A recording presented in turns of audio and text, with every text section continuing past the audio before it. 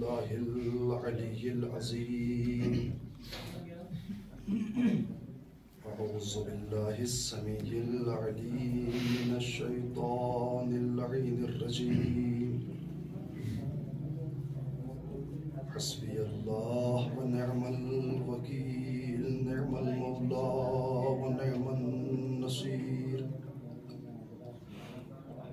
بسم الله الرحمن الرحيم الحمد لله الذي جعلنا من أمته الذي فاز رتبته قاب قوسين وأكرمنا بولاية وصيه الذي ردت له الشمس مرتين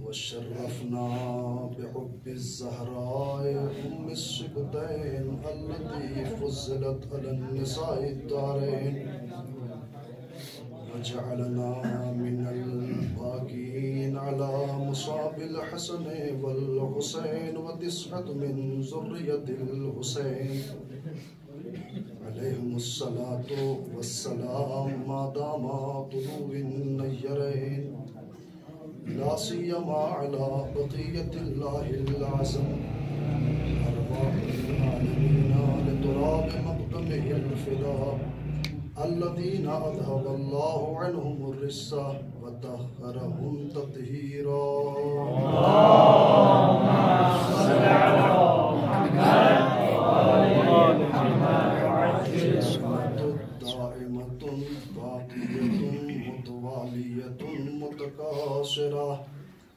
على أعدائهم وقاتلهم وغاصبي حقوقهم ومنكري فضائلهم أجمعين من الآن إلى قيام يوم الدين آمين يا رب العالمين أما بعد فقد قال سبحانه وتعالى في كتابه المجيد وفرقان الحميد بسم الله الرحمن الرحيم ومن يطع الله ورسوله فقد فاز فوزا عظيما صلاة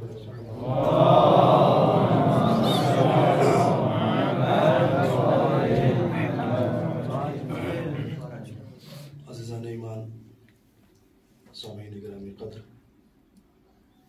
علماء کرام طلاب ذوی الاحترام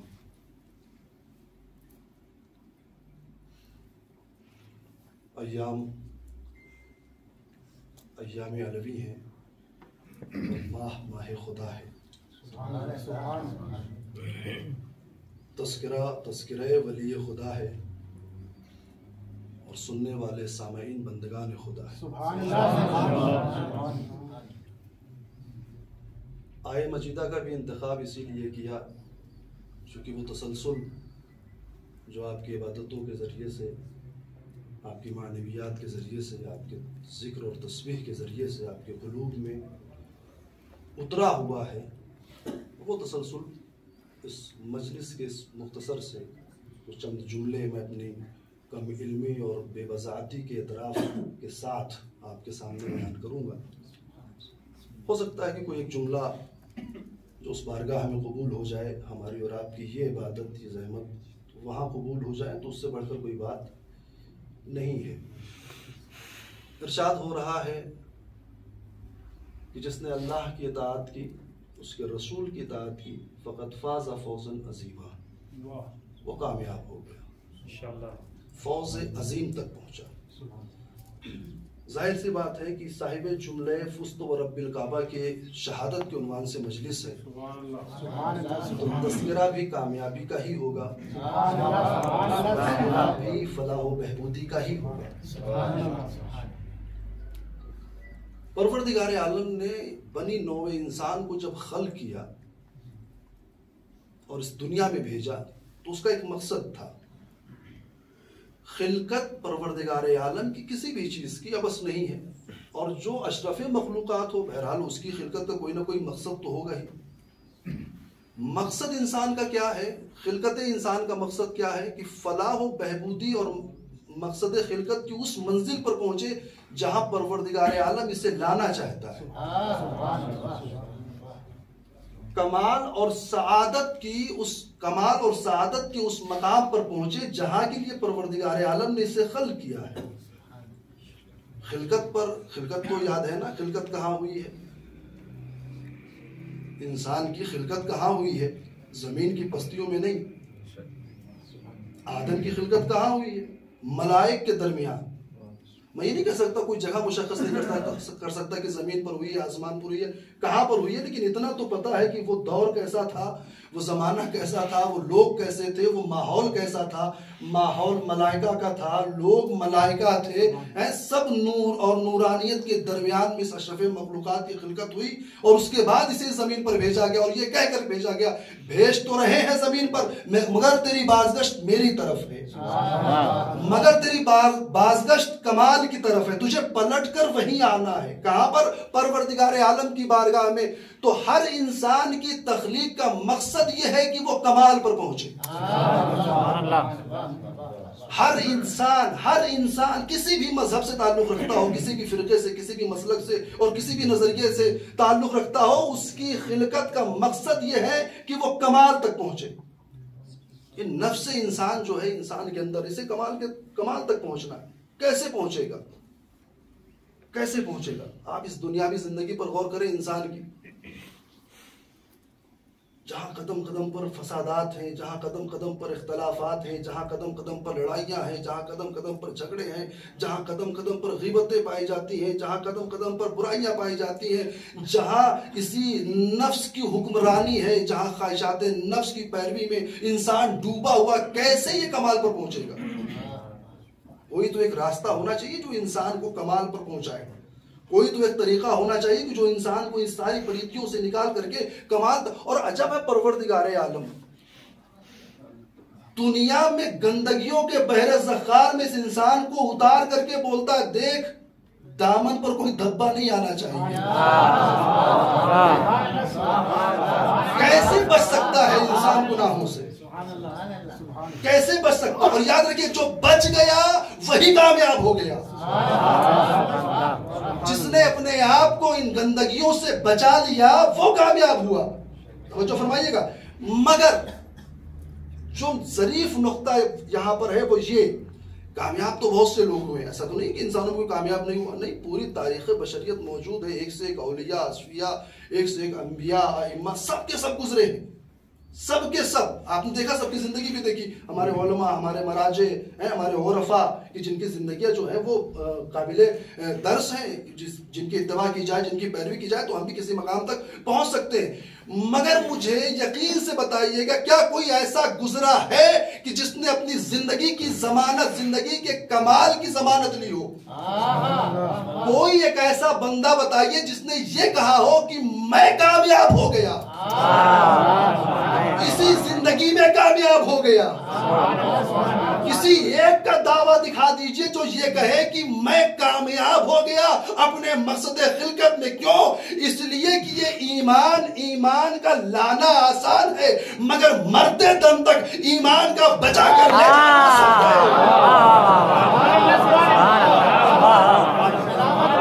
ایمان پر گامزن رہنا اور ایمان کو اختیار کر لینا بڑا آسان ہے. بچہ پیدا ہوا ماں باپ کی اتباع کرتے ہوئے، اور جب اس نے جو ہے وہ بلوغ کے مرحلے میں قدم رکھا اور اس نے اللہ کو مانا، توحید کو مانا، وہ تمام چیزوں کو مانا، وہ صاحب ایمان ہو گیا. مگر آخری لمحے تک ایمان کس کا بچ جائے، اس کی ضمانت کون لے گا؟ ہم نے تو بڑے بڑے علماء کو دیکھا ہے کہ جن کا ایمان آخری لمحے میں آ کر ڈگمگایا ہے. پوری زندگی فقہ و فقاہت میں گزر گئی، عبادت میں گزر گئی، بندگی میں گزر گئی، اور سارے نیک عمل جو ہو سکتے تھے سب انجام دیا. مگر جب حالت احزار کا وقت آیا اور لوگوں نے کہا کہ پڑھیے کلمہ شہادتین جاری کیجئے زبان پر، تو پوچھ رہے کون سا خدا، کیسا کلمہ؟ جواب نہیں دے رہے. کیوں؟ اس لیے کہ ایمان آخر دم تک محفوظ نہیں رہا ہے. توجہ فرمائیے گا، ایمان آخر دم تک محفوظ نہیں رہا ہے. شرط ایمان یہی ہے ابتدا سے لے کر انتہا تک باقی رہے، مستحکم رہے، ورنہ کسی بھی لمحے میں انسان بھٹک سکتا ہے اور اس مقصد کمال تک اور اس منزل کمال تک جہاں اسے جانا ہے وہاں تک پہنچے گا نہیں۔ توجہ فرمائیے گا، پروردگار عالم نے ذرا سا بات کو روک کر کے یہاں پر ایک قرآن کی ایک چھوٹی سی مثال کو دوں تاکہ بات واضح ہو جائے۔ پروردگار عالم نے قرآن مجید میں جو ایک کمال کا تذکرہ کیا ہے نا، کمالات انسانی کا، انسان کیسے کمال پہ جائے گا یا کامل ہوگا یا کامیابی تک پہنچے گا، 19 آیتیں ایسی ہیں کہ جس میں لفظ فازہ کا استعمال ہوا ہے۔ فازہ، فوزہ یا فائزون، ہم الفائزون، فقد فاز فوزا عظیما، فقد فاز یا ان للمتقین مفازا، یعنی جو آیتیں استعمال ہوئی ہیں وہ 19 آیتیں۔ اس کے علاوہ جو آیتیں استعمال ہوئی ہیں وہ فلاح میں قد افلح المومنون، مومنین کامیاب ہو گئے، ہے نا، ایک یہ آیت آئی ہے۔ اور متعدد طریقے بتائے ہیں انسان کب کمال پہ آئے گا۔ پہلی آیت جو میں نے سرنامے سخن بنایا، من یطع اللہ ورسولہ فقد فاز فوزا عظیما، جو اللہ کی اطاعت کرے، اس کے رسول کی اطاعت کرے، وہ فوز عظیم پر پہنچ جاتا ہے، وہ کامیابی کی آخری منزلوں پر پہنچ جاتا ہے۔ ایک آیت۔ دوسری آیت کیا ہے؟ فمن زحزح عن النار وادخل الجنہ فقد فاز، جس نے اپنے آپ کو آگ سے بچا لیا، جنت میں داخل ہو گیا، وہ کامیاب ہو گیا۔ توجہ فرمائیے گا، متعدد آیتیں، میں آپ کے سامنے اگر آیتیں نہیں تو آیتوں کا ترجمہ آپ کے سامنے پیش کر رہا ہوں۔ ان للمتقین مفازا، متقین کی منزل کہاں ہے، متقین کی جگہ کہاں ہے؟ متقین کی جگہ کامیابی ہے۔ متقین کے لیے کامیابی کی جگہ پروردگار عالم نے ضمانت لی ہے۔ والذین آمنوا وہاجروا وجاہدوا فی سبیل اللہ بانفسہم واموالہم، ان کے لیے پروردگار عالم کے نزدیک درجہ عظیم ہے، اور یہی وہ لوگ ہیں جو راستگار ہیں، کامیاب ہیں، یہی وہ لوگ ہیں جو فائز ہیں، جو کامیابی کی منزلوں تک پہنچ چکے ہیں۔ السابقون الاولون، وہ لوگ جو سبقت لائے ہیں ایمان میں، وہ کامیاب ہیں۔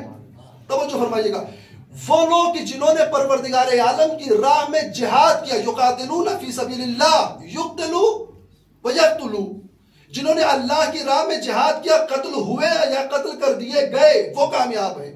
توجہ فرمائیے گا، کتنے معیار بنائے ہیں؟ 20 معیار بنائے ہیں، کامیابی پر پہنچنے کے 20 معیار بنائے ہیں۔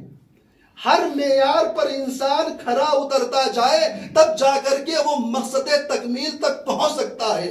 توجہ فرمائیے گا، جو ان تمام معیارات سے گزر کر کے اپنی زندگی کے آخری لمحے میں اس ایمان پر پہنچ جائے کہ لمستت تو یقینا، کہ اگر آسمان کے پردے ہٹا دیے جائے تو یقین و ایمان میں ذرا سا گنجائش نہیں رہ جائے گی، ذرا سا بھی اضافہ نہیں ہوگا۔ توجہ فرمائیے گا، ایسا انسان جو ان قرآن کی تمام آیتوں کی روح سے ہر صفت پر صفحے اول میں نظر آتا ہو، وہ یہ کہہ سکتا ہے تلوار پڑھنے کے بعد فزت ورب الکعبہ۔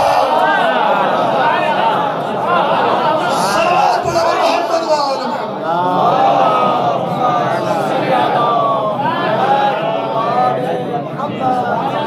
جسے پتہ ہے اپنی شہادت کا۔ علی نے یوں ہی نہیں کہہ دیا فزت ورب الکعبہ، فزت ورب الکعبہ کہنے کے پیچھے وہ جو تمام دلائل اور تمام مشاہدات علی کے ہیں، وہ ایک لمحے میں علی نے اپنی پوری زندگی کو دیکھ لیا۔ فزت ورب الکعبہ معمولی جملہ نہیں ہے، علی کی 63 سالہ زندگی کی عبادتوں اور ریاضتوں کی سند ہے۔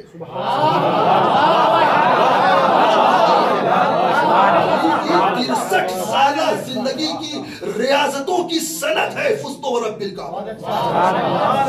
اس ایک جملے سے علی نے پوری دنیا کو پیغام دیا ہے، میرے خلاف پروپگنڈا کرنے والا وہ دربار شام، وہ حاکم شام جس نے مجھے یہ کہہ دیا تھا یہ کبھی نماز نہیں پڑھتے، یہ کبھی عبادت نہیں کرتے، لو آج کوئی اگر پوچھے گا کہ فزت ورب الکعبہ کھل کر بتائے گا، اگر نمازی نہیں تھا تو مسجد سے کیا تعلق ہے؟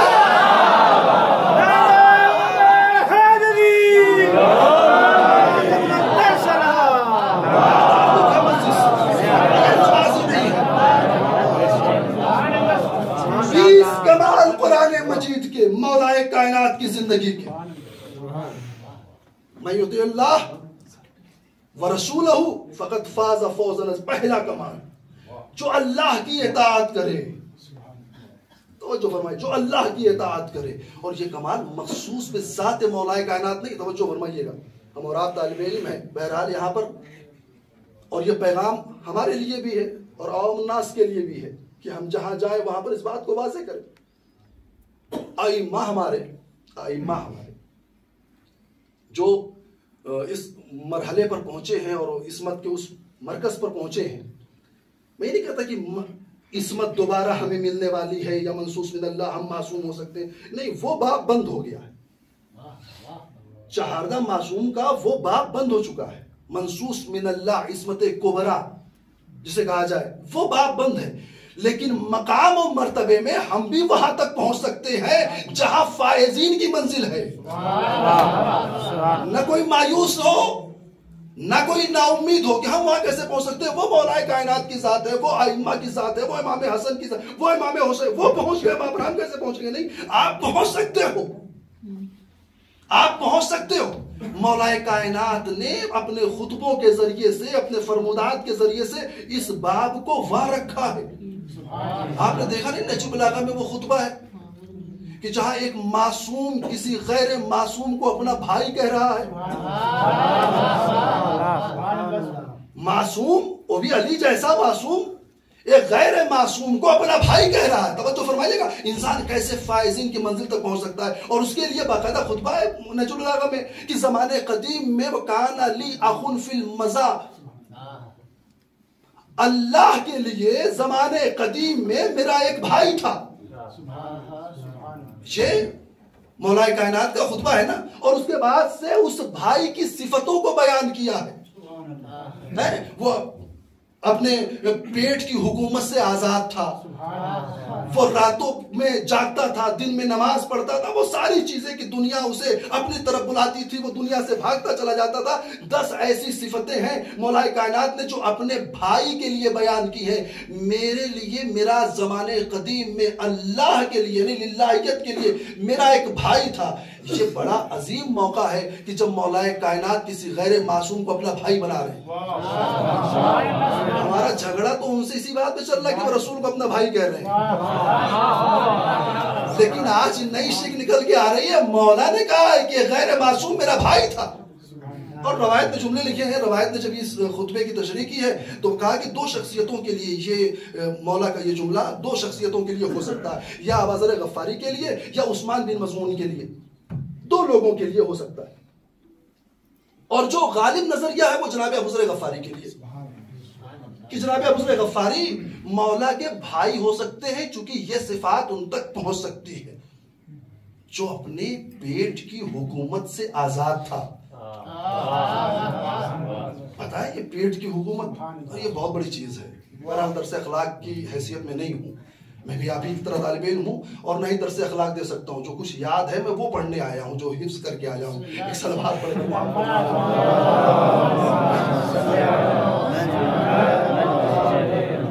تو جو ہمیں اگر یہاں پر جملہ جو بھی اگر اخلاق کا بھی آ گیا نا تو وہ جناب ابوذر غفاری کی طرف پلٹ کر جائے گا, میری طرف پلٹ کر نہیں جائے گا. میں بھی آپ ہی کی طرف بیٹھا ہوں یہاں پر اور اسی طریقے سے درس لے رہا ہوں اپنے ان بیانات سے جیسے آپ لے رہے ہیں. توجہ فرمائیے گا, جناب ابوذر غفاری کے لیے غالب نظریہ کیا ہے کہ جناب ابوذر غفاری کے لیے مولا کائنات نے یہ خطبہ بیان کیا اور یہ جملہ کہا ہے. کیسے؟ ایک روایت ہے جنگ صفین میں یا جنگ جمل میں معاویہ کے لوگ جناب ابوذر کے دروازے پر آئے, ہاتھ میں درہم و دینار ہے, اور آنے کے بعد جناب ابوذر غفاری سے کہتے ہیں کہ یہ درہم و دینار لے لو اور علی کا ساتھ چھوڑ کر معاویہ کے ساتھ آ جاؤ.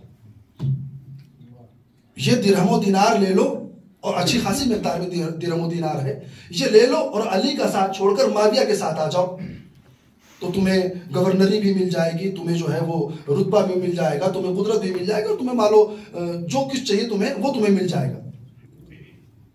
جناب ابوذر نے کہا تم نے میرے پر 2 طریقے سے ظلم کیا, 2 طریقے سے 2 ظلم میرے اوپر تم نے کیا. ہاں کیسا ظلم؟ کہا پہلا یہ کہ مجھے خریدنے آئے ہو, مجھے خریدنے، میرے ایمان کو خریدنے آئے ہو، یہ میرے اوپر ظلم ہے. اور دوسرا ظلم، تم نے علی کی اتنی مختصر سی قیمت لگائی ہے. تم نے علی کی اتنی مختصر سی قیمت لگائی ہے. چلے جاؤ میرے دروازے سے. نہ میرا ایمان بکنے والا ہے، نہ میرا مولا اتنا سستا ہے. ابو ذر غفاری کا یہ جملہ جب مولا کائنات نے نقل کیا، امام کی آنکھوں میں آنسو آ گئے اور کہتے دیکھیں کس طریقے سے اپنے پیٹ کی حکومت سے آزاد ہیں. امام کہتے ہیں جب ابو ذر کو ان مال و دولت کی پیشکش ہوئی تھی، ابو ذر 3 دن سے بھوکے تھے. ابو ذر 3 دن سے بھوکے تھے. توجہ فرمایا آپ نے. آج ہمارے لیے یہ درس ہے، آج ہمارے لیے یہ سبق ہے. 3 دن سے بھوکا انسان اور اس کے سامنے درہم و دینار سے بھری ہوئی جو ہے وہ جھولیاں پڑی ہوئی ہوں، اور وہ یہ کہے میرا مولا اتنا سستا نہیں ہے کہ جو میں ان درہم و دینار کے بدلے میں اپنے مولا کو بیچ دوں. سمجھ میں آیا علی کسے کہتے ہیں، محب علی کسے کہتے ہیں. ایک جملہ شہید مطہری نے کہا تھا، شیعہ یعنی کون؟ شیعہ یعنی من شایا علی، جو علی کی مشایعت کرے، علی کی اتباع کرے. ابو ذر غفاری سے سیکھو، گھر میں کھانا نہیں ہے مگر ایمان کا سودا نہیں کر سکتے.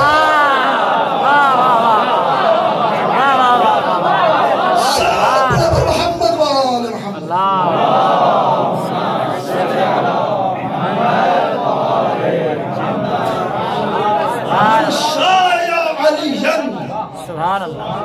جو علی کی مشایعت کرے، علی کی اتباع کرے، سیکھو ابو ذر غفاری سے. تو یہ باب بند نہیں ہوا ہے. من یطیع اللہ ورسولہ فقد فاز فوزا عظیما. جہاں جائیے یہ پیغام دیجیے. آپ بھی پہنچ سکتے ہیں، ہم بھی پہنچ سکتے ہیں اس مقام پر جہاں پروردگار عالم بلانا چاہ رہا ہے، جہاں بلانا چاہ رہا ہے. توجہ فرمائیے گا. ایک پہلا مرحلہ اللہ کی اطاعت.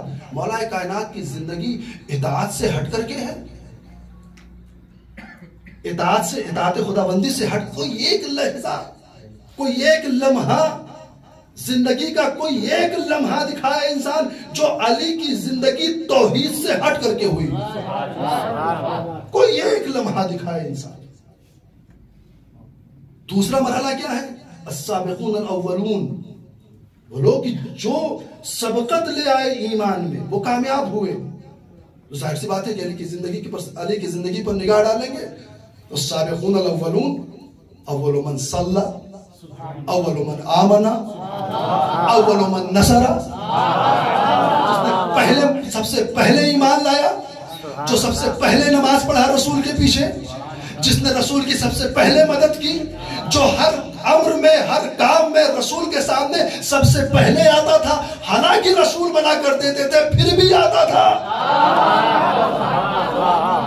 محاذ جنگ میں دیکھیے، محاذ مناظرہ میں دیکھیے، محاذ علم میں دیکھیے، محاذ سخاوت میں دیکھیے. اگر اولیت کی فہرست نظر آئے نا تو میں یہاں پر غلط کہہ رہا ہوں. توجہ، یہاں پر میں اپنی بات کو روک رہا ہوں. ابھی ذہن میں ایک جملہ ہے، میں غلط کہہ رہا ہوں. یہ اولیت کس چیز کے لیے، کس کے لیے؟ یہ اولیت کا کمپٹیشن علی کی ذات سے ہٹا کر دیکھیے. یہ تو میں نے روایت تاریخ پڑھ دی آپ کے سامنے، اول من صلی اور اول من نصر اور اول من آمن. یہ میں نے تاریخ پڑھ دی. لیکن جو میرا عقیدہ ہے نا وہ یہ ہے کہ علی اولیت کی کمپٹیشن میں ہے ہی نہیں. علی اولیت کی کمپٹیشن میں، کمپٹیشن وہاں ہوتا ہے جو دوتائی ہو. کمپٹیشن وہاں ہوتا ہے جہاں دو برابر کے ہو. ہے کوئی تمہارے پاس جو علی کی برابری کر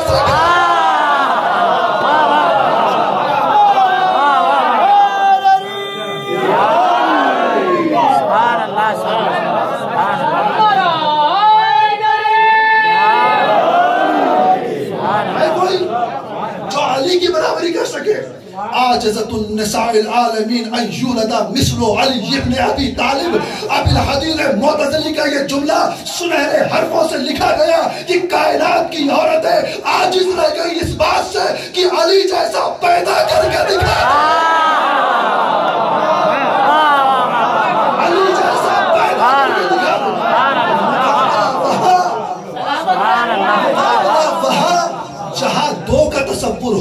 جہاں دو برابر والے ہو، جہاں دو مقابلے والے ہو، پیغمبر بیٹھے ہیں. کوئی آیا پیغمبر کی بس میں، آنے کے بعد کہتا ہے یا رسول اللہ ذرا اپنے اصحاب کا تعارف تو کروا دیجئے، آپ کے اصحاب کون کون ہیں اور کس کس مرتبے پر فائز ہیں. پیغمبر نے اصحاب کا تعارف کرانا شروع کیا، فلاں کا تعارف، فلاں کا تعارف، فلاں کا تعارف، فلاں صحابی، فلاں صحابی، فلاں صحابی. اور جب سارے صحابیوں کا نام گنا کر رک گئے، اس نے کہا یا رسول اللہ آپ نے علی کا نام تو لیا ہی نہیں. آپ نے علی کیا ہے کمپٹیشن کہا، اولیت کہاں آئے گی جب مد مقابل کوئی ہو نا، وہی تو اولون کا تذکرہ ہوگا جب مد مقابل کوئی ہو. یا رسول اللہ آپ نے علی کا نام تو لیا نہیں، کہا تم نے اصحاب کی بات کی ہے، جان کی بات نہیں.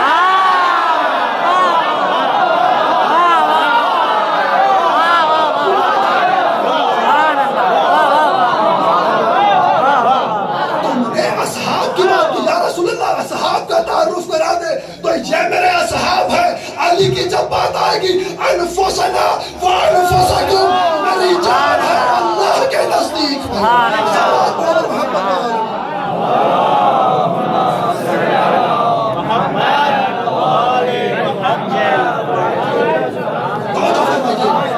تم نے اصحاب کی بات کی ہے، یہ میری جان ہے. اور ظاہر سی بات ہے کہ جان میں دوئیت کا تصور نہیں ہے. جان میں میری جان، میری روح، یہ میرا جسم ہے اور اس کے اندر وہ جو اب اسے کیا کس لفظ سے تعبیر کیا جا سکے، وہ جو امر الہی ہے. قرآن مجید کی روح سے جو لفظ کہا جائے قل الروح من امر ربی، روح کیا ہے؟ امر پروردگار ہے. تو یہ میرا جسم اور میرے جسم کے اندر جو امر الہی ہے، جو روح ہے، جو جان ہے، اس میں دوئیت کہا. اگر یہ الگ ہو جائے تو جسم بے جان ہو جاتا ہے. اگر روح الگ ہو جائے تو جسم بے جان، یعنی جان کا مطلب کیا ہوا؟ پیغمبر کی حیات جہاں متصل ہے وہ ذات علی ہے. تو اب یہ نہ کہنا علی ایمان کب لائے، جب سے رسول کا ایمان ہے تب سے علی کا ایمان ہے. صلوات پڑھے پر محمد وآل محمد.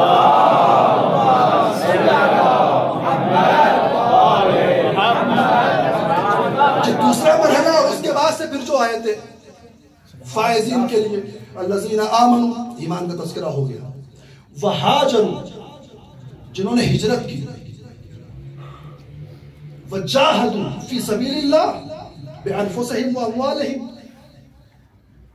فلہم درجۃ عظیمہ عند اللہ. اب جنہوں نے ایمان لائے، ایمان کا تذکرہ ہوا.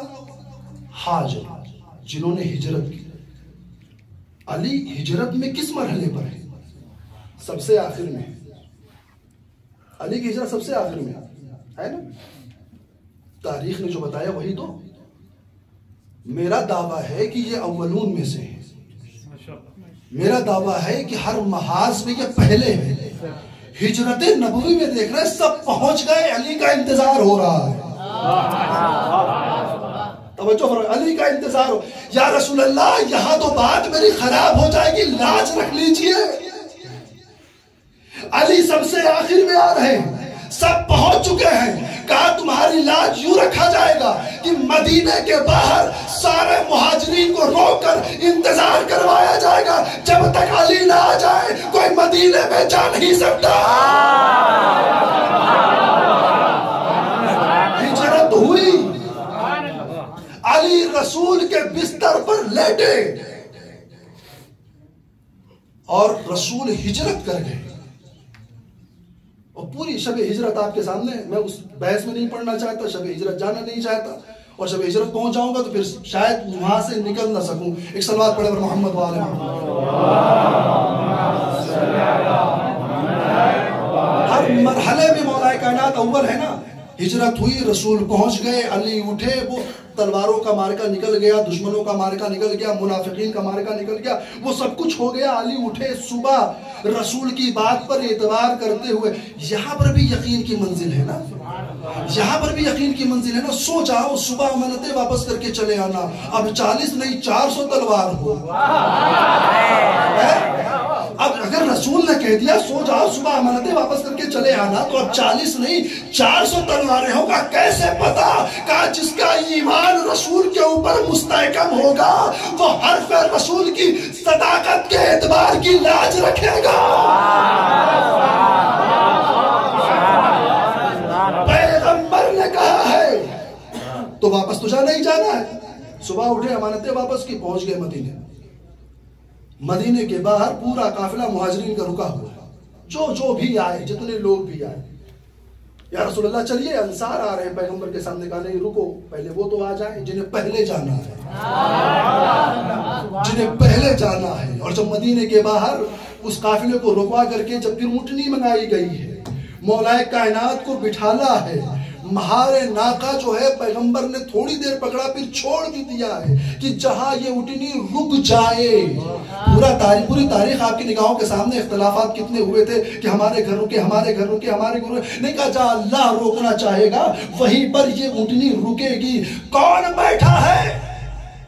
علی، جو سب سے آخر میں آیا تھا، پیغمبر نے اسے سب سے پہلے مرتبے پر بٹھایا۔ ہاجروا، جنہوں نے ہجرت کی، وجاہدوا فی سبیل اللہ، اور جنہوں نے جہاد کیا۔ اور یہ جہاد عظیم جہاد ہے۔ کس طریقے سے بیان کروں؟ مولا متقیان کے فضائل، ظاہر سی بات ہے آپ سب کے سب افاضل ہیں، سب کے سب خطبہ میں سے، اور سب نے الگ الگ طریقوں سے، الگ الگ انداز سے مولا کائنات کی فضیلتوں کو بیان بھی کیا، ممبروں سے لوگوں تک پہنچایا بھی ہے، سنایا بھی ہے، شاد بھی ہوئے ہیں، محسوس بھی کیا ہے۔ اور اب کس طریقے سے اس جملے کو بیان کیا جائے؟ ایک جملہ مولا کائنات کی فضیلت کا، چونکہ شجاعت کا تذکرہ ہو رہا ہے نا تو ابھی رحمدلی کا بھی تذکرہ ہوگا، جہاد کی بات ہو رہی ہے نا تو مولا کے کرم کی بھی بات ہوگی۔ ایک روایت، ایک جملہ ملتا ہے کسی بزرگ کا، جملہ میرا خود کا نہیں ہے لیکن پڑھا مجھے بڑا پسند آیا۔ وہ لکھتے ہیں کہ علی کی شخصیت جامع الازداد ہے۔ علی کی شخصیت جامع الازداد ہے، معمولی جملہ ہے۔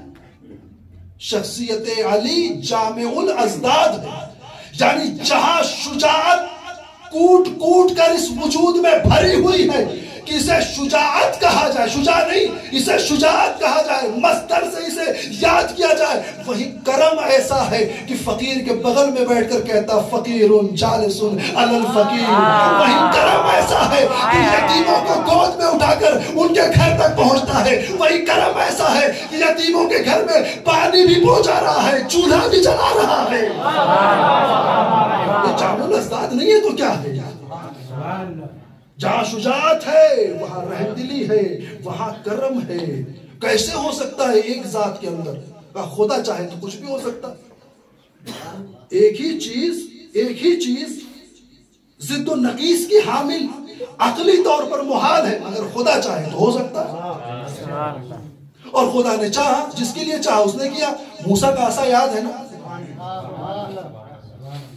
جامع الازداد شخصیت کیسے ہو سکتی؟ موسیٰ کا عصا یاد ہے؟ موسیٰ اپنے عصا کو پتھر پر مارو پانی نکلے گا، فانفجرت فیہا۔ موسیٰ نے عصا کو پتھر پر مارا، 12 چشمے پھوٹے۔ جب پہلی صفت عصا کی، موسیٰ عصا کو دریا پر مارو پانی سوکھ جائے گا۔ عصا ایک ہے، کام دو ہو رہا ہے۔ موسیٰ نے دریا پر عصا مارا اور راستے بن گئے، زمین دکھائی پڑنے لگی، یعنی وہاں خشکی آ گئی۔ جب ایک عصا کے اندر 2 متضاد طاقتیں موجود ہو تو وہ تو لکڑی کا عصا ہے، یہ حیدر کرار ہے۔ صلوات پر محمد وآل محمد۔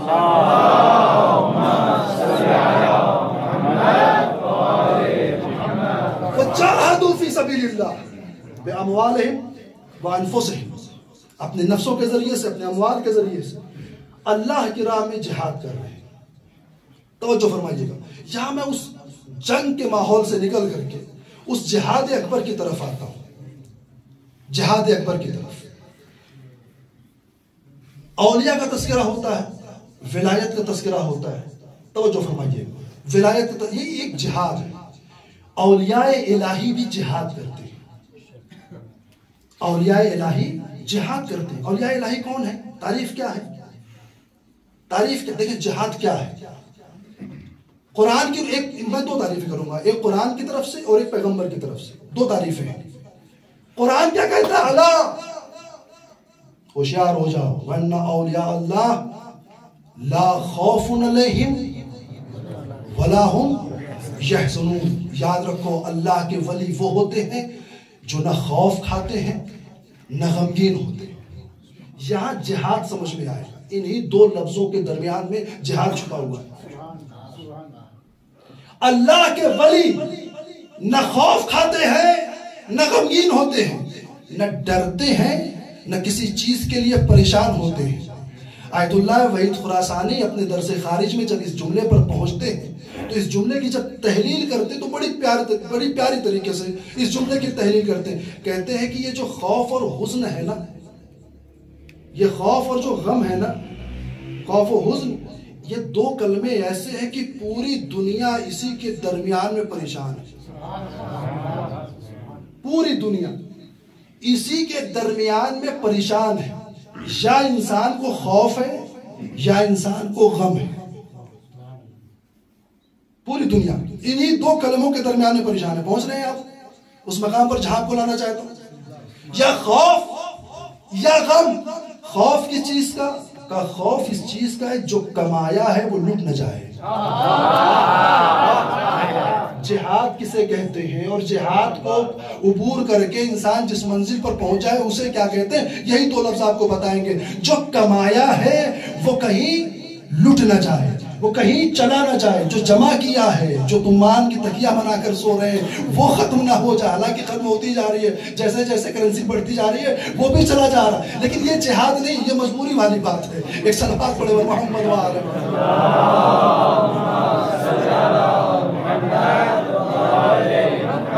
جو جمع کیا ہے وہ کہیں چلا نہ جائے. اور غم کس بات کا ہے کہ فلاں کے پاس جو ہے وہ میرے پاس کیوں نہیں ہے. جو ہے وہ جائے نا، جو نہیں ہے وہ کسی طریقے سے آ جائے. دنیا اسی میں پریشان ہے. جو ان دونوں صفتوں پر قدم رکھ کر آگے بڑھ جائے اسے ولی خدا کہا جاتا ہے. اسے ولی کہا جاتا ہے. جو نہ خوف کرے نہ حزن. آپ لے گئے تھے خوف اور حزن کو اس مرحلے پر، شب ہجرت پھر پہنچ گئے تھے آپ. پھر آپ نے اس غار کی وادیوں کا تصور کر لیا تھا جہاں ایک غمزدہ ڈر کر رو رہا تھا.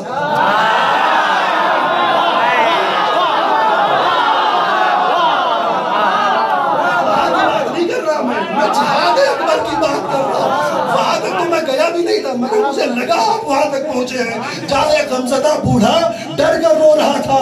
تو وہاں رسول نے کہا ڈرو مت، اللہ ہمارے ساتھ ہے. پتا چلا صحابیت اور نفس و جان کا فرق کیا ہے. نفس و جان وہ ہے کہ جو میدان جنگ میں ذرا آگے سے نہیں پیچھے سے پھیلتا ہے. صحابیت وہ ہے جسے سہارا دیا جاتا ہے. صلوات پڑھو پر محمد و آل محمد.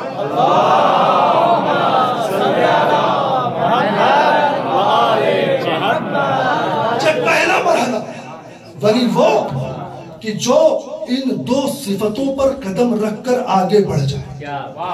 اور دوسرا مرحلہ کیا ہے؟ اللہ جو پیغمبر نے فرمایا ولی کی تعریف میں کہتے سکتو فسکوتہم ذکر اللہ.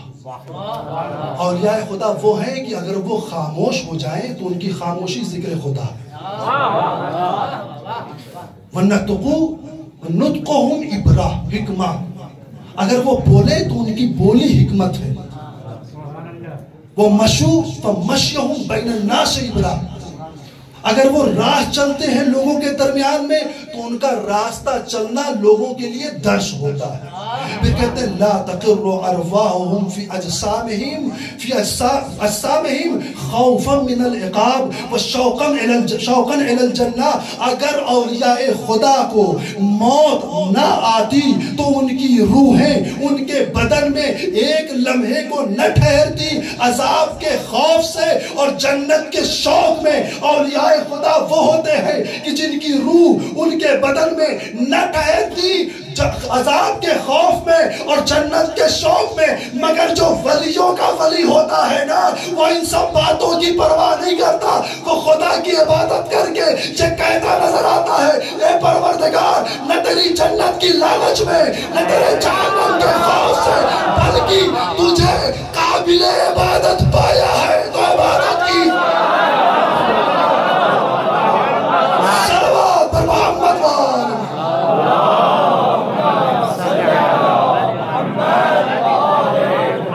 نہ تیری جنت کی لالچ میں، نہ تیرے جہنم کے خوف میں تجھے قابل عبادت پایا۔ یہ اولیاء خدا یہ اس ولایت کی اس منزل پر ہیں جہاں ان جیسے چھوٹے چھوٹے ولی جو ہر جگہ موجود ہیں، وہ اپنا سلسلہ ان سے جوڑنا چاہتے ہیں۔ جس ولی کا شجرہ اٹھا کر دیکھیے یا جس کا رابطہ اٹھا کر دیکھیے، سب کے سب اپنی ذات کو مولا متقیان سے ملا۔ کیوں؟ اس لیے کہ یہ ولایت کا دعویٰ کرتے ہیں، وہ ولی الاولیاء ہے، وہ رکن اولیاء ہے۔ اگر وہ ولایت نہ ہوتی تو دنیا میں ولایت کا تصور نہ ہوتا۔ تیری عبادت کرنے کے لائق تجھے پایا تو تیری عبادت بس عزیزان نے جس منزل پر آپ کو لانا چاہ رہا تھا وہ یہ منزل ہے۔ بہت ساری صفتیں باقی ہیں قرآن مجید کی آیتوں میں، آپ کے لیے بھی تحقیق ہے، جائیے ڈھونڈیے اور ان 20 کمال کو دیکھیے۔ مولا کائنات ہر کمال کے پہلے زینے پر نظر آئیں گے، جہاں سے کمال شروع ہوتا ہے۔ توجہ فرمائیے گا اس مقام پر، اس ایسے حالت میں آ کر کے جب انسان کو اپنی 63 سالہ زندگی ایک لمحے میں سامنے نظر آ جائے نا، تب وہ کہتا ہے فزت ورب الکعبہ، کعبے کے رب کی قسم میں کامیاب ہو گیا۔ 63 سالہ زندگی ایک لمحے میں علی نے دیکھی۔ کتنی دیر میں؟ جب یہ جملہ کہا ہے اور جب یہ تلوار پڑی ہے، یہ جملہ بیان کیا، یہ تلوار پڑی، تلوار پڑی سجدے میں، مولا گرے ہیں اور اتنی ہی دیر میں کہا فزت ورب الکعبہ۔ یعنی علی نے اپنی پوری زندگی کا مطالعہ ایک لمحے میں کر لیا۔ ظاہر سی بات ہے جس کی زندگی پانی کی طرح شفاف ہو، جس کا دامن بالکل صاف ہو، جیسے ہمارے ہاتھوں کی 5 انگلیاں، ایک لمحہ نہیں لگتا جو ہم بتا دیں کہ ہمارے ہاتھ میں 5 انگلیاں۔ علی کی پوری زندگی کے لیے، علی کے لیے ایک لمحہ نہیں لگے گا جو یہ بتا دے کہیں پر لغزش نہیں ہوئی ہے، پوری زندگی کامیابی کے ساتھ گزاری ہے۔ کہیں گے علی یہاں پر فزت ورب الکعبہ۔ علی نے اپنے کمال کی نشاندہی کر دی، مگر ہمیں لگا نا کہ ہمارا پہلا امام ہم سے جدا ہو رہا ہے۔ علی نے اپنے کمال کی طرف توجہ دلا دی، مگر ہمیں لگا نا کہ آج زینب و کلثوم یتیم ہو رہی ہے۔ جب 21 ماہ مبارک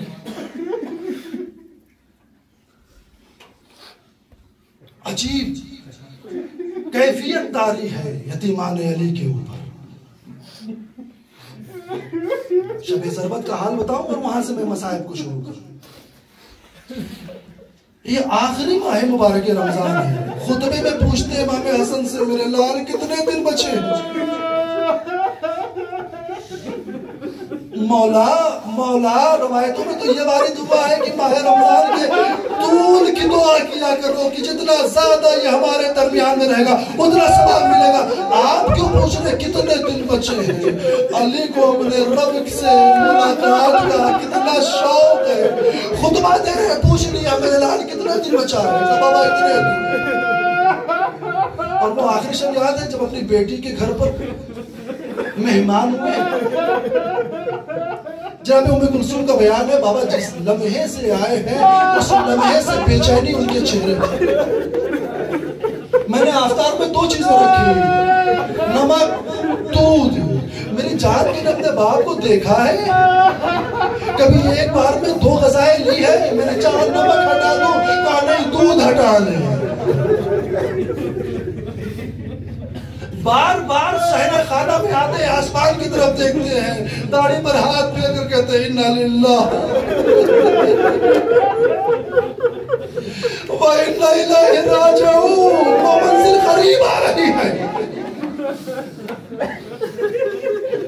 لمحہ لمحہ گزر رہا ہے اور علی کی بے چینی بڑھتی جا رہی ہے۔ بے چینی نہیں ہے، یہ اشتیاق اور شوق ہے جو ایک بندہ اپنے پروردگار سے ملاقات کے لیے جانا چاہتا ہے. وقت سحر ہوا، علی اٹھے ہیں، گھر سے مسجد کی جانب چلے ہیں. راہ میں کتنی رکاوٹیں آئی ہیں. مرغابیوں نے راستہ روکا، انہیں آزاد کر دینا.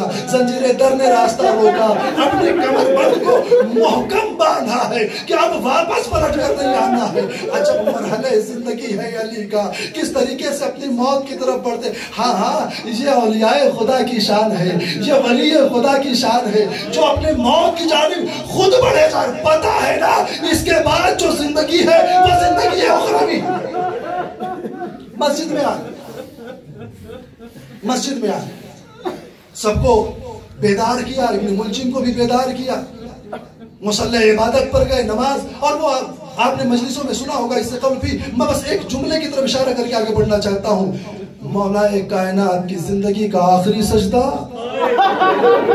ابن ملجم ملعون مرادی کی تلوار کا چلنا، فرق اقدس پر پڑنا، دوبارہ سر کا ہونا، خاک و خون میں غلطہ ہونا، فست و رب الکعبہ کی صدائیں بلند ہونا اور کوفے کی گلیوں میں یہ گوجنا، واللہ تحتمت ارکان الہدا قتل ابن عم المصطفیٰ، ارکان ہدایت گرا دیے گئے، ابن عم مصطفیٰ قتل کر دیا گیا.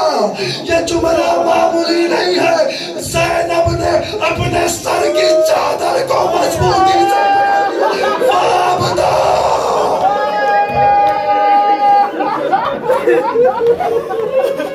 کمبل میں غلیم میں لپیٹ کر مولا کے بدن کو لے کر گئے. سب آپ کی نظروں کے سامنے ہے نا. گھر قریب تھا. مولا نے حسن کو اشارے سے کہا میری جان ان سب کو واپس کر دو. بابا کیوں؟ کہا اس لیے کہ ابھی میری یہ حالت دیکھ کر میری زینب کو قرار نہیں آئے گا. میری کلثوم روئے گی، اس کی آوازیں نامحرموں کے کانوں تک نہ جانے پائے. اے مولا اتنا خیال، زینب کی آواز نامحرموں کے کانوں تک نہ جائے. اے مولا ارے یہی کوفہ ہوگا، یہی زینب و کلثوم منادی لگا دے گا. ارے یہ آل محمد کی عظیم.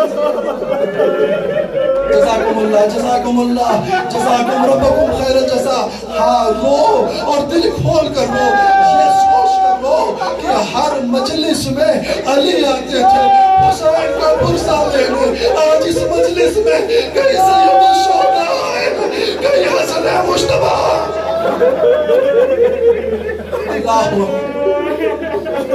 لے کر کے آئے، بستر پر لٹا دیا. جملہ سنیں گے، ابن ملجم مرادی ملعون کو پکڑ لیا گیا، لے کر کے آئے مولا کے پاس. علی اپنا درد بھول گئے. کتنا کریم ہے میرا مولا، اپنا درد بھول گئے. رسیوں میں پھدے ہوئے ملعون کو دیکھ کر کہتے اس کی رسیاں ڈھیلی کر، اسے پانی پلایا لو، اسے دودھ پلا دو. جب مولا کے لیے دودھ آیا نا تو مولا نے یہی کہا ابن ملجم کو دودھ دیا یا نہیں دیا، اسے پلا دو. اے کوفے والو، ارے اسیروں کے ساتھ ایسے کیا جاتا ہے.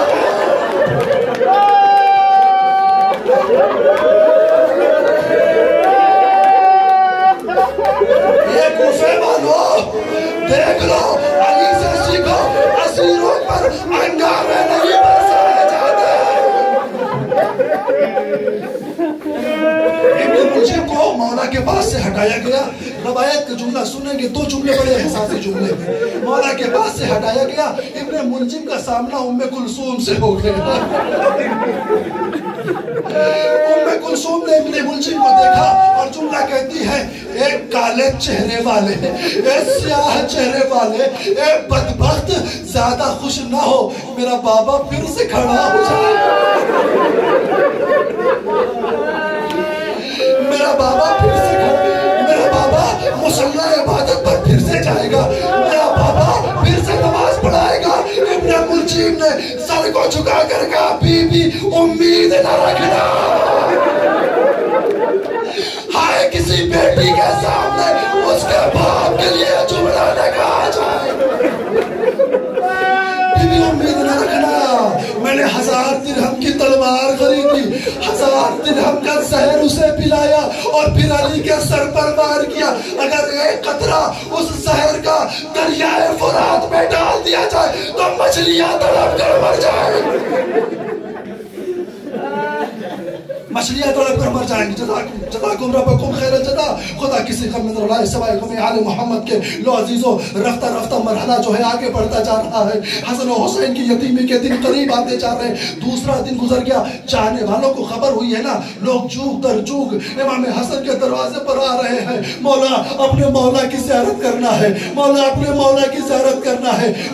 مولا دروازے پر آ کر کہتے ہیں بابا کی حالت صحیح نہیں ہے، کسی سے مل نہیں سکتے ہیں۔ ہاں جب طبیب آیا نا تو اس نے جب مولا کے چہرے کی حالت دیکھی ہے ایک مرتبہ ہاتھوں کو جوڑ کر کہتا ابو الحسن وصیتیں کر لو، وقت نہیں بچا ہے۔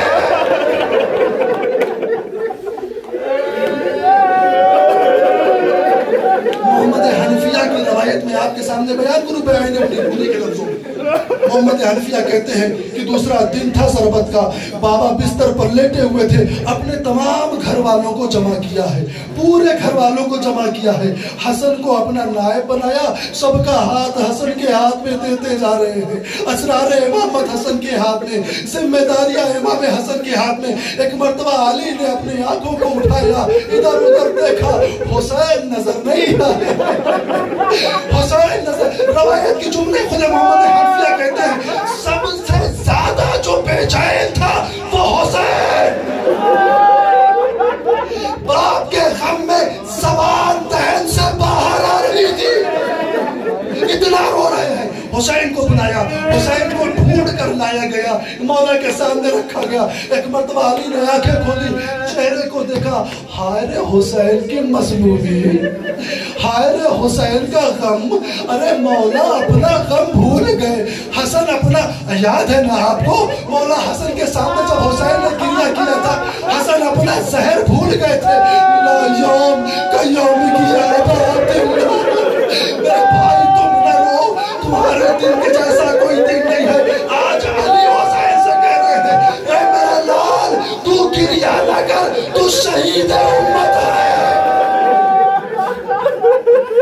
سر پر ہاتھ رکھا، سینے پر ہاتھ رکھا، دلاسا دیا، تسلی دیا امام حسین کو۔ جناب زینب کو اپنے پاس بلایا۔ بیٹیوں سے باپ کو کتنی محبت ہوتی ہے، سوچے آپ جس کی بیٹیاں موجود ہو، زینب و کلثوم جیسی، سر پر ہاتھ رکھا، وصیتیں کی، نصیحتیں کی۔ میں یہاں پر رک کر ایک جملہ کہنا چاہوں گا، مولا غور سے دیکھ لیجئے گا، زینب کو رونے میں کوئی پریشانی تو نہیں ہوئی ہے نا، کسی نے منع تو نہیں کیا نا، کسی نے آہستہ رونے کو تو نہیں کہا نا۔